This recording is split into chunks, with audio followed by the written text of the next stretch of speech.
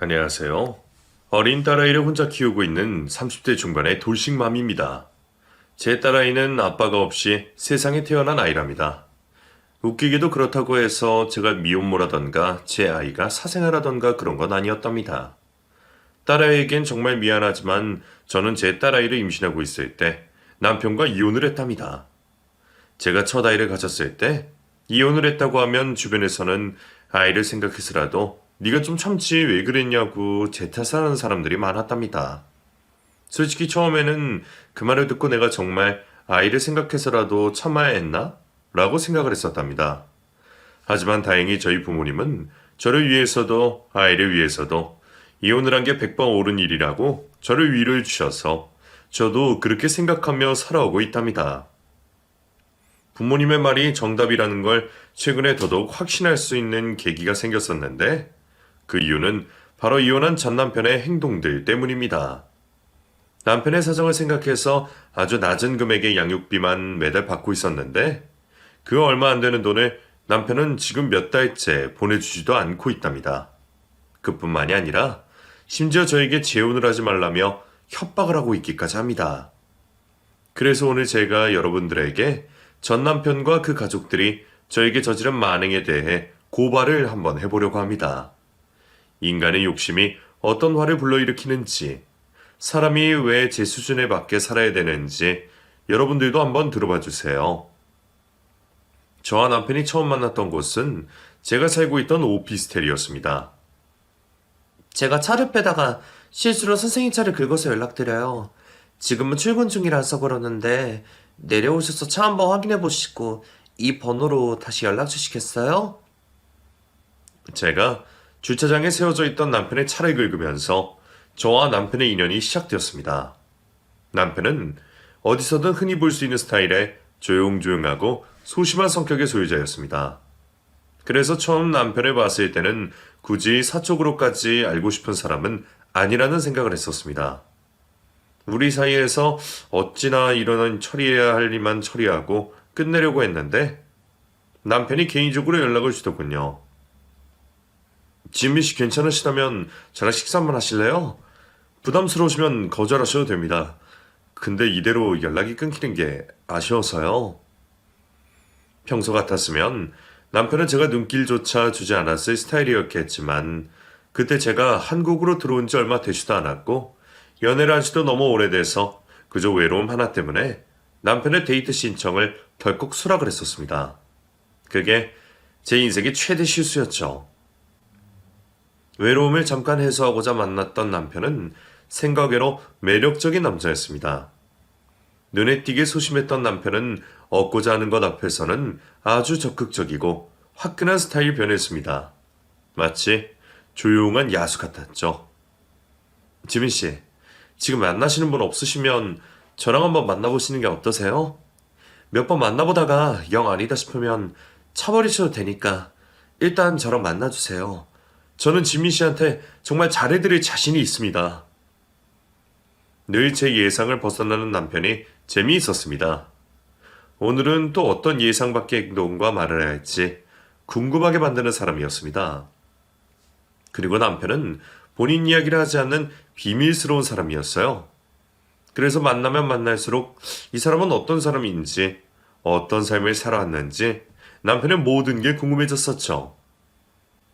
재무씨, 우리 이제 본격적으로 연애 시작해볼까요? 재무씨를 만나면 만날수록 재밌고 또 재무씨라는 사람을 더 알아가보고 싶어요. 제가 먼저 고백하는 거예요. 어때요? 저의 고백으로 남편과 저의 연애가 시작하게 되었습니다. 제가 연애를 시작했다는 사실을 알게 된 저희 친정부모님은 얼른 남편을 소개해달라 재촉하셨죠. 한국에 오자마자 남자친구를 사귀다니. 우리 지민이 참 능력도 좋아. 근데 엄마랑 아빠는 우리 지민이가 어떤 사람을 만났는지 참으로 궁금하구나. 언제 한번 소개해주지 않을래? 네 남자친구 부담스럽지 않게 할게. 저의 유학 생활로 저와 오랜 시간 떨어져 지낸 부모님은 제가 어떤 남자와 연애를 하시는지 궁금하셨나 봅니다. 만난 지 얼마 되지는 않았지만 부모님이 그렇게 궁금해하시니 남편을 보여드리지 않을 수 없었습니다. 재무씨, 저희 부모님이 재무 씨가 너무 궁금하시다고 하는데 혹시 저희 부모님 만나볼 생각 있어요? 재무 씨가 부담스럽다고 하면 제가 잘 거절해 볼게요. 남편은 저희 부모님을 만나는 게 꽤나 부담스러웠는지 처음엔 생각을 해보겠다며 거절을 했었습니다. 그러다 몇 달 후 남편이 먼저 저희 부모님 이야기를 꺼내더군요. 지민 씨 부모님 아직도 저 궁금해하세요? 저번에 만남을 거절했던 게 너무 마음에 걸려서 그러는데 지민 씨가 자리 좀 다시 만들어 줄래요? 이제는 지민 씨 부모님을 찾아뵐 용기가 생겨서요. 그렇게 남편과 부모님의 첫 만남이 성사되었습니다. 저 포함해 저희 가족들은 모두 외향적인 성격이라 크게 걱정이 없었는데 남편은 너무나 내향적인 사람이라 걱정이 많이 됐었습니다. 저희 부모님 앞에서 말을 한마디라도 할 수 있을지가 걱정이었죠. 재무 씨 만나서 반가워요. 우리 지민이가 만나는 남자가 어떤 남자인지 너무 궁금해서 추측스러운 거 알지만 보고 싶다고 했었어요. 이해해 줄 수 있죠? 그리고 말 편하게 할게요. 아, 네. 저도 꼭 한번 만나뵙고 싶었습니다. 이제야 인사드려서 죄송합니다. 역시나 대화는 저희 부모님들이 주도해 나갔고 남편은 그저 묻는 말에만 대답할 뿐 먼저 대화를 이뤄가려는 노력을 하지 않았습니다. 평소보다 더 말이 없어진 남편을 보면서 그땐 남편이 긴장을 많이 하고 있구나 라고 생각을 했었습니다. 고향이 부산이라고 하던데 그럼 재무는 대학교 때부터 혼자 서울에 올라와서 생활한 건가? 다른 가족들은 다 부산에 그대로 계시고? 아, 네. 대학교 때문에 20살에 상경해서 지금까지 혼자서 지내고 있습니다. 다른 가족들은 전부 부산에서 지내고 계시고요. 그렇구나. 혼자 생활하기 힘들지. 우리 지민이도 뉴욕에서 혼자 생활하느라 고생 꽤나 했거든. 그런 면에서 둘이 공감대를 쌓을 수 있는 게 많겠다. 그치? 저희 부모님은 긴장이 역력한 남편의 모습에 아랑곳하지 않으시고 질문 폭탄을 쏟아내셨습니다. 그땐 말릴 생각도 못했고 즐거워하는 부모님이나 난감해하는 남편의 모습이 그저 재미있었습니다. 저희 엄마께서 남편의 가족들에 대해 묻기 시작했습니다. 이런 질문을 해도 될지 모르겠지만 재무는 부모님이 두 분 다 계시니? 아, 네. 어머니, 아버지 두 분 다 계십니다. 그렇구나. 어머니랑 아버지 건강은 하시지? 부산에서 어떤 일 하시면서 지내시는 거야? 어머니는 그냥 가정주부시고요. 아버지는 배를 타고 계십니다. 결혼할 사이도 아닌데 가족들에 대해서 묻는 게 조금 그랬던 제가 엄마를 말리려다 저도 남편을 만나는 내내 남편의 가족들에 대해 궁금했던 게 많았기 때문에 그냥 잠자코 들어보기로 했습니다. 그동안 저는 남편에게 저희 가족들에 대해 이야기를 많이 했었던 것 같은데 남편은 도통 가족들에 대해 이야기를 꺼내지도 않았고 제가 물어도 말을 피했었습니다. 아버지가 배를 타고 계신다고? 평생 배를 타신 거야? 고기잡이 배? 선원이셔? 아, 네. 아버지가 평생 배를 타긴 하셨는데 선장이십니다. 원양어선 타세요. 어머, 원양어선 선장님이시라고? 원양어선 일은 힘들어도 돈은 잘 번다고 하잖아. 아버님이 망망대해서 고생하신 덕분에 가족들이 그래도 잘 지냈겠네. 시부가 원양어선의 선장이라는 말에 엄마의 얼굴에는 화색이 돌았습니다. 엄마는 본인이 속물 같아 보이는 걸 모르시는지 신이 난 채로 계속해서 질문을 이어나갔습니다. 그럼 본가는 어디야? 해운대? 부산에서 돈 좀 버시는 분들은 다 해운대에서 산다고 하던데 재문의 집도 해운대야? 네, 본가는 해운대에 있어요. 들으시면 다 아시는 유명한 그 아파트에 살고 계세요. 엄마가 유난스러워 보이기는 했지만 남편에 대해 알 수 있게 돼서 좋은 시간이었습니다. 남편은 그 자리에서 기가 쏙 말렸는지 끝나고 보니 얼굴이 헬쑥해져 있었고 옷은 식은땀으로 축축이 젖어 있었습니다. 우리 엄마 때문에 많이 힘들었죠. 재문 씨가 이렇게 힘들어하는 줄 알았으면 제가 엄마를 좀 말렸을 텐데 미안해요. 아니에요. 어제 지민 씨 부모님 뵙는다고 밤새 잠을 설쳤더니 졸려서 그런 것 같아요. 오늘은 먼저 들어가도 되죠? 당장 쓰러져도 이상하지 않을 만큼 지쳐 보이는 남편을 집으로 보내고 난 후였습니다. 저희 엄마에게서 전화 한 통이 걸려오더라고요. 지민아, 너 재무 놓치지 말고 꽉 잡아라. 오늘 보니까 사람이 가볍지도 않고 묵직한 것이 남자로서 딱이더라. 직업도 은행원이고 집도 빵빵하니 남편감으로 딱이지 않니? 아, 엄마, 우리 아직 결혼 생각도 없고 그런 이야기 꺼낸 적도 없어. 그리고 재무 씨가 나랑 결혼하고 싶어 할지 안 할지 어떻게 알아? 아까도 화장실 갔을 때 내가 살짝 떠봤거든? 재무가 결혼하면 너랑 하고 싶다고 하더라. 그러니까 재무한테 깔 걱정하지 말고 네가 먼저 결혼 이야기 꺼내봐. 엄마는 재무가 너무 마음에 들어. 엄마는 조곤조곤한 남편의 성격이나 남편의 직업, 그리고 집안까지 모든 게 삼박자로 잘 떨어진다고 생각하셨는지 결혼을 재촉하셨습니다. 그 이후로 저희 친정부모님은 저와 남편을 볼 때마다 결혼 이야기를 꺼내셨고, 그렇게 저희들은 만난 지 1년 만에 결혼 날짜를 잡게 되었습니다. 상견례 날이었습니다. 저도 저희 부모님도 남편의 부모님을 처음 보는 날이었습니다. 다들 긴장된 상태로 남편과 남편의 부모님을 기다리고 있는데 시부의 모습이 보이지 않았습니다. 죄송합니다. 오늘 재무 아버지 배에 타는 외국인 선인이 크게 다쳐서 같이 병원에 간다고 오지 못했습니다. 다른 사람한테 맡기라고 했는데도 재무 아버지 성격이 뭐든지 다 본인 손으로 해결해야 되는 사람이라 같이 못 왔네요. 시모는 들어오자마자 저희 부모님께 머리 숙여 사과를 하셨습니다. 아닙니다. 사정이 있으셔서 못 오셨는데 어쩔 수 없죠. 부산에서 여기까지 오시느라 고생이 많으셨죠? 요즘 세월이 좋아서 KTX라는 것만 타면 3시간도 안 걸려서 도착하더라고요. 그나저나 우리 며느리도 오늘이 처음 보는데 지민이 너는 직접 보니 사진보다 실물이 훨씬 예쁘구나. 시모는 남편만큼이나 참 좋은 사람 같아 보였습니다. 그런데 그것보다 제 눈에 띄었던 건 시모의 차림새였어요. 머리부터 발끝까지 명품으로 휘감아져 있는 게 정말 대단한 부자처럼 보였습니다. 저희 집도 그렇게 부족한 집은 아니라고 생각을 했는데 시모를 보면서 시댁에 비해 저희 집이 많이 부족해 보일까 살짝 긴장이 됐습니다. 재무 아버지랑 여기 오기 전에 이야기를 좀 나눴었는데요. 애들 신혼집이랑 결혼식에 들어가는 비용은 저희 쪽에서 해주기로 했습니다. 그래도 괜찮겠죠? 시모의 말에 저와 저희 부모님의 두 눈이 휘둥그레졌습니다. 자리에 앉자마자 그런 이야기를 하는 것도 조금 당황스럽기는 했는데 결혼에 들어가는 모든 비용을 내준다는 시모의 말에 적잖게 당황을 했었던 것이죠. 애들 지낼 신혼집을 사돈 쪽에서 해주시면 결혼식 비용은 저희 쪽에서 해도 되는데요. 그렇지 않아도 결혼식에 들어가는 비용은 저희 쪽에서 부담해야 될 것 같다고 말씀드리려던 참이었어요. 외교관이셨고 그 당시 외교부 고위 공무원으로 지내고 계셨던 저희 부모님들은 하객으로 모실 손님들을 생각해서 아주 좋은 결혼식장에서 결혼을 하시길 바라셨습니다. 결혼하는 당사자들도 아니고 본인들이 원하시는 결혼식장이 있었으니 그 비용은 당연히 저희 부모님들이 부담해야 된다고 생각을 하셨어요. 이왕 하는 김에 저희 쪽에서 다 하는 걸로 하겠습니다.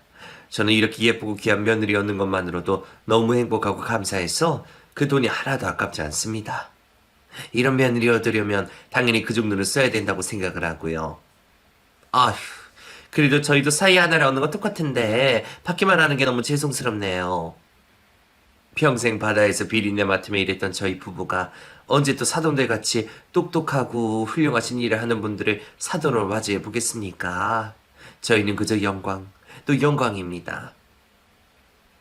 절대 저희 부모님보다 부족할 게 없는 시모가 저희 부모님과 저를 아주 대단한 사람처럼 지켜 세워주시는 것을 보고 저희 부모님은 크게 감동을 받으신 듯 했습니다. 그런데 저는 상견례 내내 시모 옆에서 불안해하고 있는 남편이 눈에 들어왔습니다. 남편은 시모가 입을 열 때마다 시모를 불안하게 쳐다봤었는데 시모가 돈 이야기를 꺼낼 땐 시모의 팔을 잡으며 말리는 제스처까지 취했었습니다. 상견례가 끝나고 저희 엄마는 그저 시부모님들 칭찬뿐이셨습니다. 너희 시어머니는 어쩜 인품도 그렇게 훌륭하시니? 자수성가를 하셔서 그런가? 가진 게 그렇게 많으신데도 세상 누구보다 겸손하시더라. 그래서 재물도 이렇게 훌륭하게 자란 것 같기도 하고. 우리 딸 좋은 집에 시집 보내는 것 같아 안심이 되기도 하네. 엄마도 아빠도 저희 시댁이 마음에 쏙 드시는 듯 했습니다. 하지만 저는 계속해서 상견례 내내 불안해하는 모습을 보여줬던 남편이 신경 쓰였습니다. 시모를 부산으로 보낸 후 남편에게 물었습니다. 재무씨, 상견례 때 왜 그랬어요? 어머님이 무슨 말씀만 하시면 옆에서 안절부절 못하고 어머님을 불안하게 봤던 거 말이에요. 엄마가 장인 장모님 앞에서 말실수라도 하실까봐 걱정돼서 그랬어요. 엄마가 바닷사람이라 말씀이 조금 거치시거든요. 그래요. 그건 그렇다고 쳐요. 근데 어머님이 신혼집이랑 결혼식 비용 해준다고 말할 땐 왜 그랬어요? 저희 부모님은 눈치 못 채신 것 같은데 저는 다 봤어요. 재무씨가 어머님 말리는 제스처 취한 거요.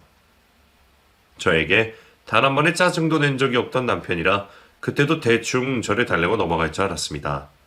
그런데 남편이 저에게 짜증이 잔뜩 난 말투로 말했습니다. 저희 부모님들끼리 어떤 대화를 나누고 오셨는지는 저는 모르겠지만 결혼하는 당사자인 저랑은 상의 한 번도 없이 그러시니까 당황해서 그랬어요. 솔직히 신혼집이며 결혼식 비용이며 들어가는 돈이 적은 돈이 아니잖아요. 재무씨, 설마 저한테 그 돈 쓰는 게 아까워서 그런 거예요? 어머님이 저 때문에 그렇게 해주고 싶다잖아요. 솔직히 지금 제 눈엔 재무씨 그 돈 쓰기 아까워하는 사람으로밖에 안 보여요. 남편 말뜻이 그런 의미가 아닌 줄 알면서도 기분이 상했던 제가 그 돈 쓰는 게 아까운 거냐고 물었던 건데 남편은 아무 말도 하지 않았습니다. 연애 기간 내내 단 한 번도 싸운 적 없던 저희는 그날 처음으로 진흙탕 싸움을 하고 말았습니다. 싸움 이후 남편에게 크게 실망을 하고 있었을 때였습니다. 시모에게 전화 한 통이 걸려왔어요. 지민아, 재무랑 결혼식 비용 문제로 싸웠다면서? 재무는 내가 단단히 혼을 내놨으니 재무 말에 너무 신경 쓰지 말아라. 재무가 뭐라고 해도 내가 다 해줄 테니 지민이 너는 하고 싶은 거 다 하도록 해. 재무 그놈이 지 아버지 닮아서 쫌생이 같은 구석이 없지 않아 있으니 네가 이해해 주렴. 그때 솔직히 시모가 전화로 달려주지 않았더라면 남편과 제 사이는 어떻게 됐을지 알 수 없었습니다. 시모가 너무 따뜻하게 저를 위로해 주신 덕분에 저는 시모를 보고 참아보기로 했습니다. 그런데 남편과 저는 얼마 가지 않아 결혼식 문제로 또 다투게 되었습니다. 지민 씨, 결혼식을 꼭 그렇게 비싼 호텔에서 해야겠어요? 저는 차라리 요즘 유행한다는 스몰 웨딩식으로 했으면 좋겠어요. 가까운 친지들이나 친한 친구들만 불러놓고 하면 분위기도 더 좋을 거고 돈도 덜 들고 그게 맞지 않아요? 재무씨, 저희 부모님 손님들 때문에 그건 어렵다고 말했잖아요. 엄마랑 아빠 말 못 들었어요? 장관님이 오실 수도 있고 국회의원분들도 몇 분 오신다고 하는데 어떡해요? 저희 부모님 직업이 그런 직업인데 저라고 재무씨가 싫다는 호텔에서 결혼식을 하고 싶겠어요? 결혼 준비하면서 부부들이 많이 싸운다고 하던데 그게 이런 건가 싶었습니다. 자꾸 어떻게든 결혼식 비용을 아끼려는 남편 때문에 빈정이 상할 때가 한두 번이 아니었는데 그럴 때마다 시모가 전화로 지민아, 너는 나만 믿고 네가 하고 싶은 대로 다 해라. 이런 일로 너희 사이 틀어지고 그러면 안 돼. 라고 신신당부를 하셨습니다. 시모 덕분에 결혼식은 결국 제가 하고 싶은 대로 다 할 수 있었습니다. 물론 저도 눈치라는 게 있으니 어느 정도 양보를 하면서 결혼식을 올리게 되었죠. 그렇게 전쟁 같은 결혼식이 끝나고 나니 언제 그랬냐는 듯 저희 부부에게는 다시 평화가 찾아왔습니다. 여보, 2주 뒤면 어머니 생신 있지? 거제도에 어머님이랑 아버님 모시고 가면 좋을 것 같은 펜션이 있길래 예약하려고 가는데 그날 연차 쓸 수 있어? 엄마 생신 때 나만 내려가면 되니까 당신은 서울에 있어. 당신까지 내려갈 필요 없어. 시모 덕분에 무사히 결혼식을 끝낼 수 있기도 했고 저한테 무한한 사랑을 주시는 시모에게 꼭 크게 보답을 하고 싶었던 저는 결혼 후 첫 시댁 가족 행사인 시모 생일을 제대로 챙겨보려고 했습니다.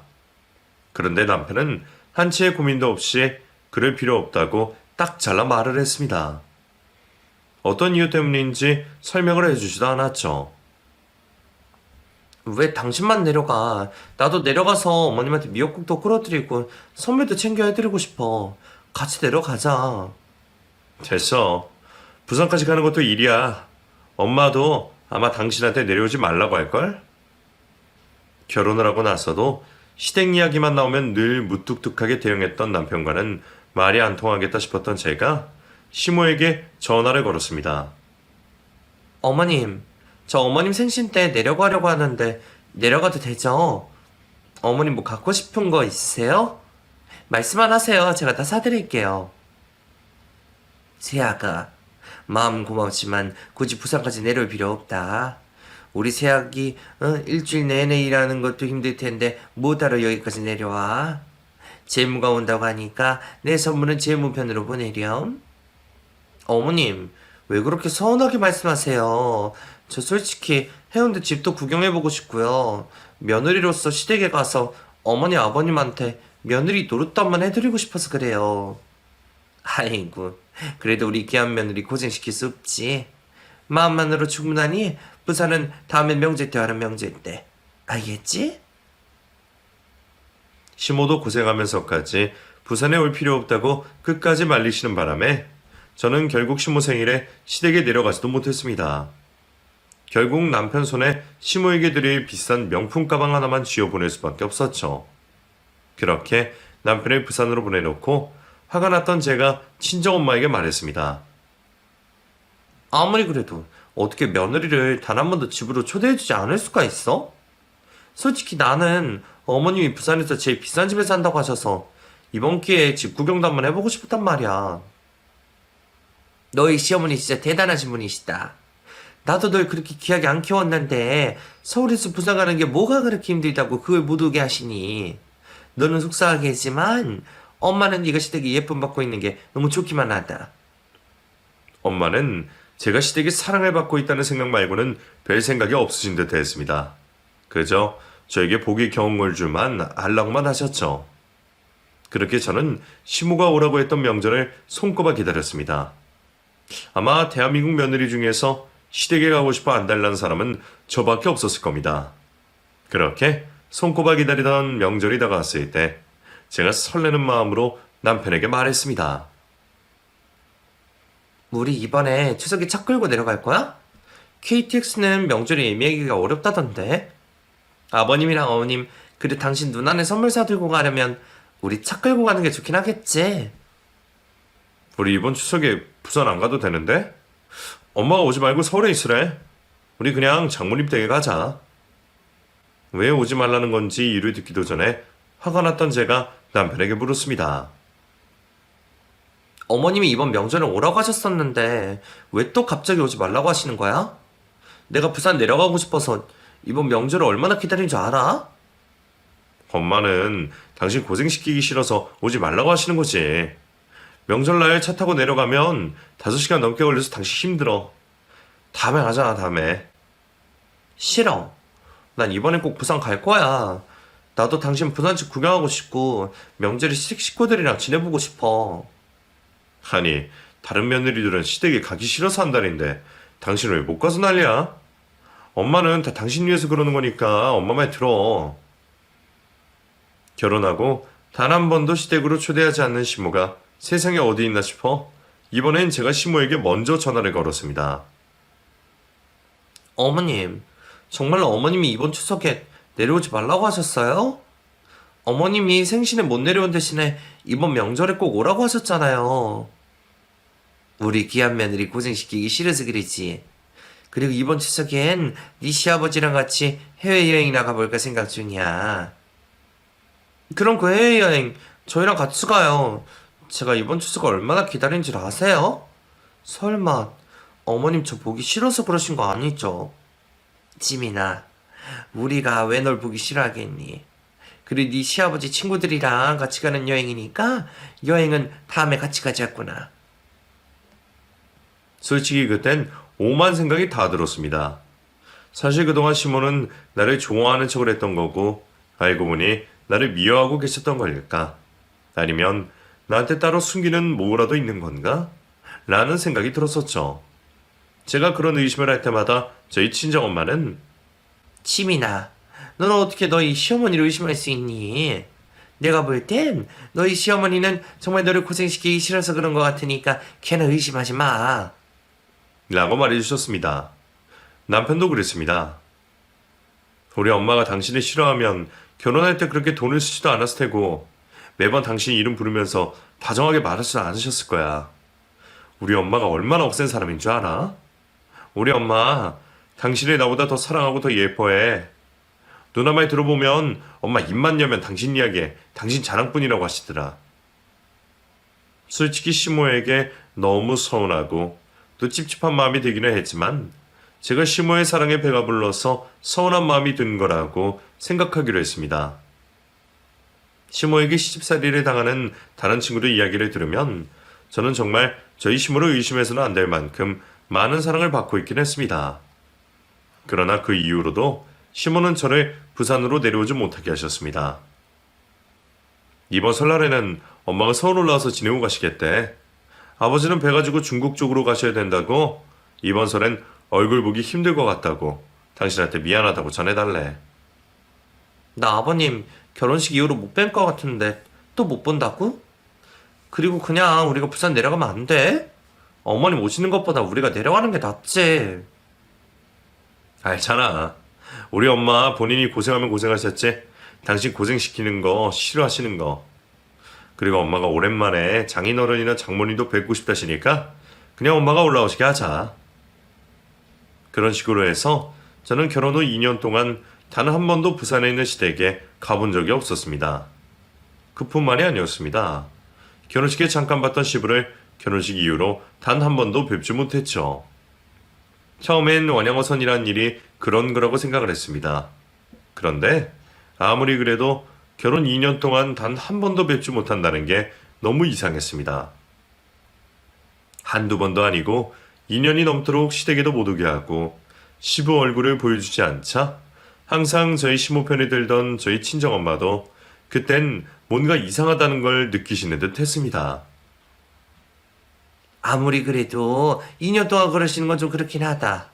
솔직히 음식하기 싫은데 이 정도면 너희 시댁이 무언가 숨기는 게 있는 게 아닌가 싶어? 엄마 저기 안 좋네. 엄마도 심으로 의심하자 남편이 갑자기 부산 시댁 사진을 저에게 보여주며 말했습니다. 우리 집에서 당신한테 숨길 게 뭐 있어? 우리 엄마 소파에 앉아있는 사진 보이지? 당신이 이렇게까지 의심할 줄 알았으면 어떻게든 데리고 가는 건데 다 내 잘못이다. 그런 걸 의심한 게 아닌데 남편이 갑자기 부산 본가 사진을 보여줘서 사실 조금 당황스러웠습니다. 되려 제가 이상한 사람이 된 것 같은 기분이었죠. 내가 어머님 아버님이 그 아파트에 사는 걸 의심한 것도 아닌데 왜 갑자기 집 사진을 보여주고 그래? 당신이나 장모님이 우리 집을 그렇게 의심하고 두니까 하나하나 다 확인시켜 주려는 거지. 봤지? 우리 해운대 그 아파트 사는 거 확실해. 쓸데없이 사람 의심하려 들지 마. 기분 나쁘니까. 남편이 시댁 집안 사진까지 보여주고 우리 엄마 앞에서도 기분 나빠하는 모습을 보여서 더 이상 남편 앞에서는 시댁을 의심하면 안 되겠다고 생각을 했습니다. 그렇게 세 번째 결혼기념일이 지나고 또다시 시모의 생일이 다가올 때였습니다. 여보, 엄마가 이번 본인 생신 때 당신이랑 같이 부산에 내려오래. 당신이나 장모님이 우리 집 의심하는 것 같다고 했더니 엄마가 당신 데리고 와서 우리 어떻게 사는지 두 눈으로 확인시켜주라고 하셔. 아니 당신은 그런 걸 어머님한테 다 말하면 어떡해. 어머님이 나를 뭐라고 생각하시겠어? 죄송해서 어머님 얼굴을 어떻게 보라는 거야. 그러게 당신은 왜 엄한 사람을 의심하고 그래? 어쨌든 이번 일로 우리 엄마도 기분 나빠하시니까 그것만은 똑똑히 알아둬. 갑자기 삐딱하게 나오는 남편 때문에 결혼 후 처음으로 가는 시댁임에도 불구하고 마음이 설레지 않았습니다. 그렇게 마음이 불편한 채로 시간을 보내고 있을 때였어요. 제 몸이 뭔가 평소와 다르다는 걸 느낀 저는 임신 테스트기로 먼저 확인을 한 후 산부인과로 향했습니다. 결혼 3년 만에 임신이 된 것이었습니다. 임신 사실을 확인하고 남편에게 이 소식을 전해서 기분 상해 있는 남편 기분도 풀어주고 시모의 기분도 같이 풀어줘야지라고 생각을 하고 있는데 남편이 갑자기 전화로 부산에 내려가고 있는 중이라고 했습니다. 여보, 방금 엄마가 갑자기 쓰러지셨다고 해서 나 지금 부산으로 내려가고 있거든? 미안한데 이번 엄마 생신 때 당신은 서울에 있어야 될 것 같아. 나는 엄마 일어나시는 것만 보고 바로 서울 올라올게. 어머님이 쓰러지셨다고? 갑자기 왜 쓰러지신 거야? 일단 어머님 일어나셔도 바로 올라오지 말고 어머님 괜찮아지시는 거 보고 올라와. 나는 일단 서울에서 기다리고 있을게. 남편과 부산으로 내려가기 하루 전 시모가 갑작스럽게 쓰러졌다는 소식에 남편만 혼자 부산으로 내려가게 됐습니다. 이번엔 정말 어쩔 수 없이 상황이 이렇게 된 거라 누구의 탓할 수도 없었습니다. 그리고 다음날 남편에게서 연락이 왔습니다.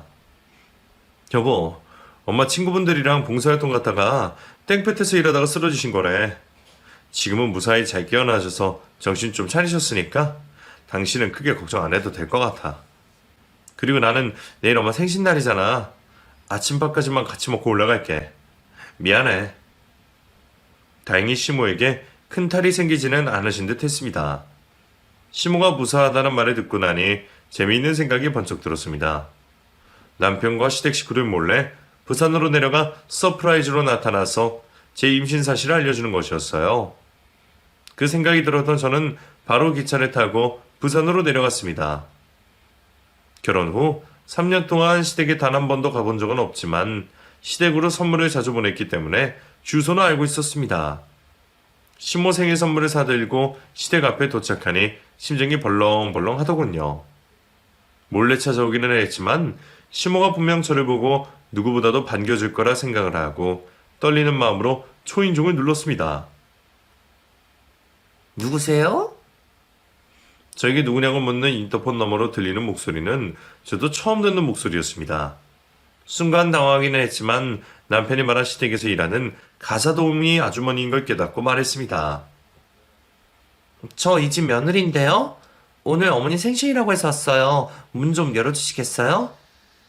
며느리요? 저 며느리 없는데요. 그리고 우리 아들 중학생이에요. 호수 잘못 누르신 거 아니에요? 여기 강재무 씨 집 아닌가요? 저 이 집 며느리 신지민인데요. 저는 제발 아주머니가 다 알고 장난을 치고 있는 것이길 바랬습니다.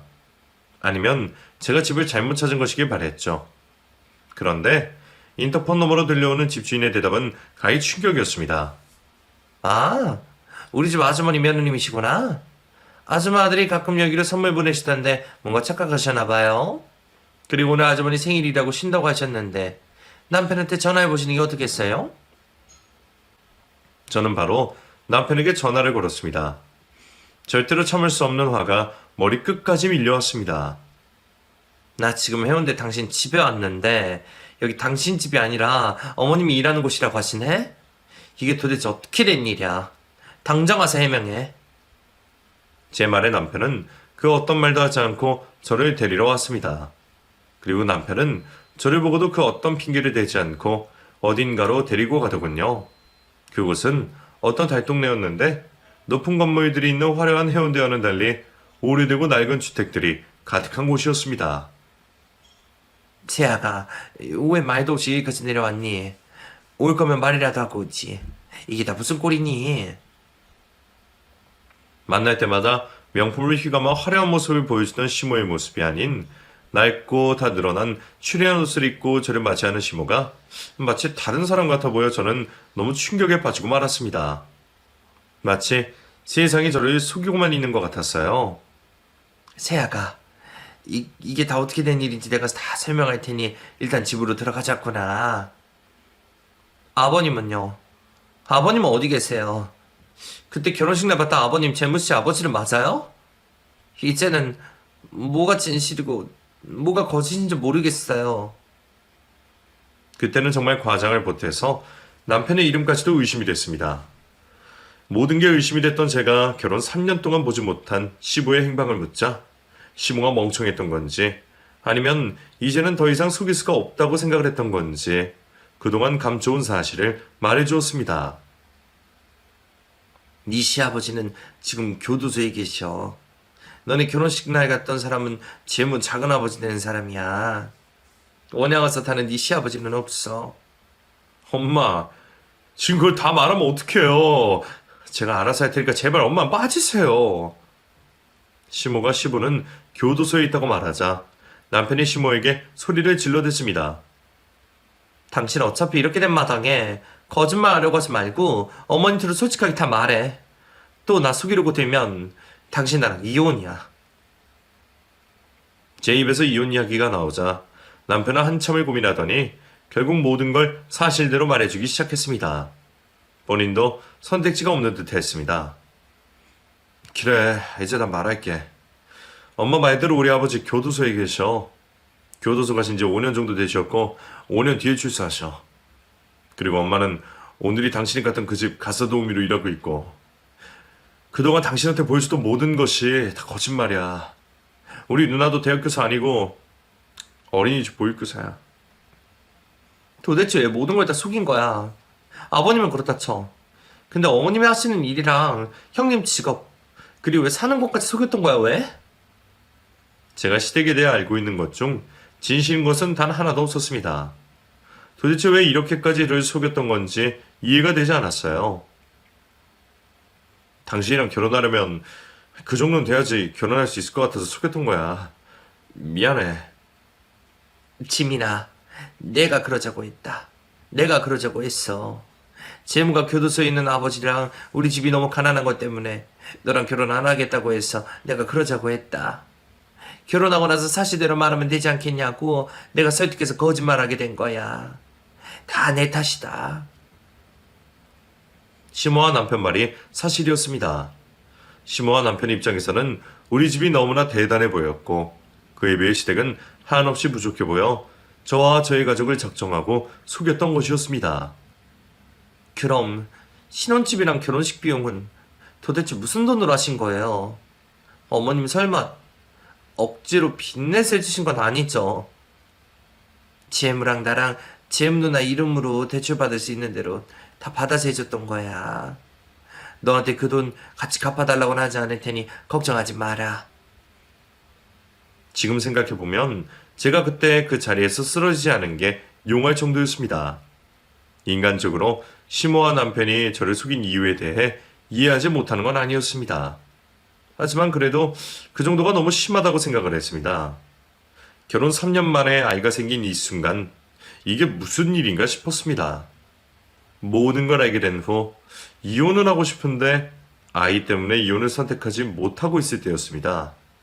친정엄마께서 그러시더군요. 뱃속에 있는 애 때문에 무조건 참지 말고 너 하고 싶은 대로 해. 네가 괴로우면 네 뱃속에 있는 애도 같이 괴로울 거야. 엄마의 말이 맞기는 했지만 그 누구라도 이제 막 임신한 상태에서 이혼을 선택하는 건 쉽지 않았을 겁니다. 아이를 아빠 없이 혼자 키우는 것보다 내가 괴롭게 사는 게 낫겠다 싶었습니다.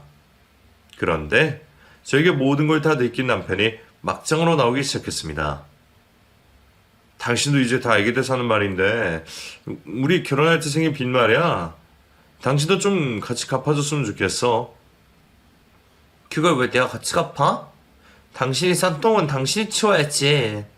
당신 지금 나한테 이혼 안 당한 것만으로도 감사해야 되는 거 아니야? 고마워. 그건 고마운데 그래도 당신이랑 결혼한다고 우리 집에 생긴 빚이 얼마인 줄 알아? 지금 우리 엄마랑 우리 누나 당신이랑 나 때문에 생긴 빚 갚는다고 3년 동안 하루도 못 쉬고 일하고 있어. 당신이 우리 엄마랑 우리 누나한테 조금이라도 미안하면 당연히 도와줘야지. 그래서 솔직히 장인어른이나 장모님 다 알게 되셨으면 나서서 좀 도와주셔야 되는 거 아니야? 두 분도 참 인정머리가 없으시다. 자신의 밑바닥을 보여주는 남편을 보면서 이 사람은 좋은 남편도 못될 뿐더러 좋은 아빠도 되지 못하겠다는 판단이 섰습니다.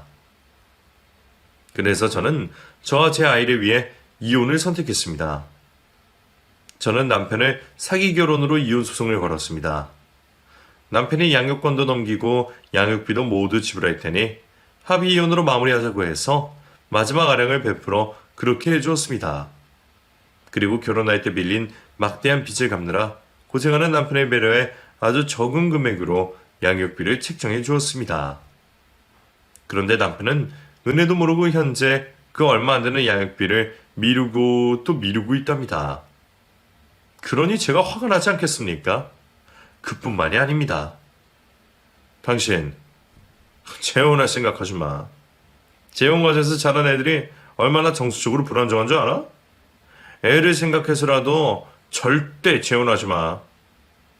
갑자기 재혼을 하지 말라며 협박을 하기 시작했습니다. 저는 남편이 계속해서 양육비를 미루고 쓸데없는 소리로 사람을 괴롭히면 한 번 더 법적으로 해결해 볼까 합니다. 그리고 여러분, 저는 저희 남편을 보면서 그런 생각을 했어요. 주제에 맞지 않게 욕심을 부리다 벌을 받을 거라고요. 저와 결혼을 생각한 자체가 욕심이었다는 뜻이 아닙니다. 없으면 없는 대로 있는 그대로 보여주고 살아야 되는데 그러지 못하고 거짓된 삶을 산 게 남편이 부린 욕심이죠. 다음에는 부디 좋은 이야기로 다시 찾아뵐 수 있었으면 합니다.